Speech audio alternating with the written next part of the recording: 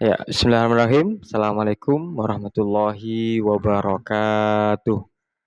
Saudaraku, muslimin dan muslimat dimanapun berada, syukur alhamdulillah atas rahmat dan karunia Allah Subhanahu wa taala sehingga pada kesempatan hari yang ke Sabtu, Minggu, Senin, Selasa, hari yang keempat bulan suci Ramadan, ini saudara-saudara sekalian, kita sekalian masih diberikan kesehatan, diberikan kekuatan, bisa melaksanakan satu kewajiban rukun Islam yang keempat, yakni Syiamul Ramadan, berpuasa di bulan suci Ramadan. Salawat dan salam semoga Allah limpahkan pada baginda Nabi Agung Muhammad Shallallahu Alaihi Wasallam, pada ahli keluarga beliau, sahabat, kerabat, dan juga para pengikut beliau, termasuk kita sekalian. Amin ya rabbal alamin. Saudaraku muslimin dan muslimat dimanapun berada, kembali ngaji hadis Nabi Muhammad SAW. Pada kesempatan yang berbahagia ini, di bulan suci Ramadan ini, kita akan melanjutkan tentang keutamaan bersedekah makanan, termasuk takjilan di bulan suci Ramadan. Sehingga kita menjumpai di masjid-masjid sekitar kita tentang takjilan Ramadan, tentang memberikan berbuka secara gratis di bulan suci Ramadan. Bahkan ada satu masjid di Jogja itu memberikan buka puasanya sampai 3.500 paket nih. Dan juga di tempat-tempat yang lain di Jakarta, di Surabaya, di Solo dan sebagainya. Ini acara takjilan ini menjadi sesuatu yang menggembirakan. Baik, mari kita simak hadis Nabi Muhammad SAW. Bismillahirrahmanirrahim. Hadasana Ahmad ibnu Yunus, hadasana Abu Syihab an Khalid al-Hazai an Khafsah binti Syirin an Ummi Atiyah radhiyallahu anha qalat Bu'isa ila Nusaybah al-Ansariyah bisyatin fa arsalat ila Aisyah radhiyallahu anha minha faqala Nabi sallallahu alaihi wasallam indakum syai' faqultu la illa ma arsalat bihi Nusaybah min tilka syatin faqala hati faqad balagat mahillaha. Artinya telah ceritakan kepada kami Ahmad bin Yunus, telah menceritakan kepada kami Abu Syihab Khalid al-Hazai dari Hafsah binti Syirin dari Ummi Atiyah radhiyallahu anha, telah diberikan seekor kambing kepada Nusaybah al-Ansari, seorang wanita kaum Ansor. Lalu ia mengirimkan sebagiannya kepada Sayyidah Aisyah radhiyallahu anha. Nabi SAW bertanya, wahai Aisyah, apakah ada sesuatu yang kalian miliki untuk dimakan? Hal indaki syai'? Hal indakum syai'? Apakah ada sesuatu untuk dimakan? Pada Sayyidah Aisyah, Rasulullah SAW bertanya, kemudian dijawab, la illa bi ma arsalat Nusaybah min tilkasat. Tidak ada ya Rasul kecuali apa yang dikirim dari Nusaybah, yang dikirim oleh Nusaybah dari daging kambing itu. Maka Rasulullah bersabda, bawalah kemari karena sedekah itu telah sampai pada tempatnya. Apa yang bisa kita petik dari hadis ini? Hikmahnya yang pertama, apa hukum sedekah itu?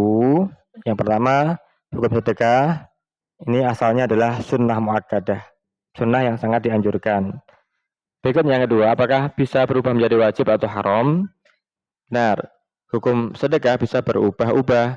Ada kalanya menjadi wajib apabila menjumpai seorang atau orang lain dalam keadaan sangat membutuhkan kelaparan, sementara kita mempunyai makanan yang bisa diberikan.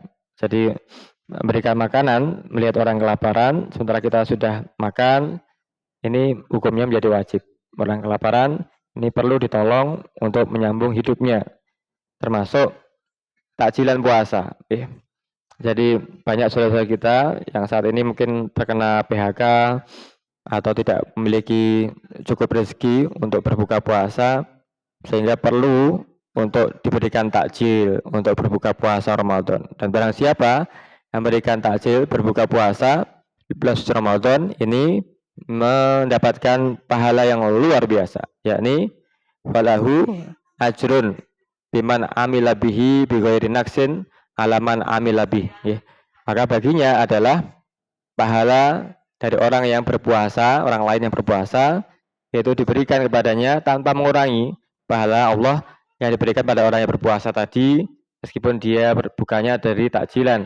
Dan alhamdulillah kita bisa memberikan takjilan kepada orang yang saudara kita yang membutuhkan makanan, sedang tidak memiliki, kemudian berpuasa, maka luar biasa. Pahalanya adalah pahala orang berpuasa double. Misalkan kita bisa berikan pada satu orang, itu kita dapat pahala puasa double 2. Orang yang kita berikan 10, berarti pahala kita adalah 11.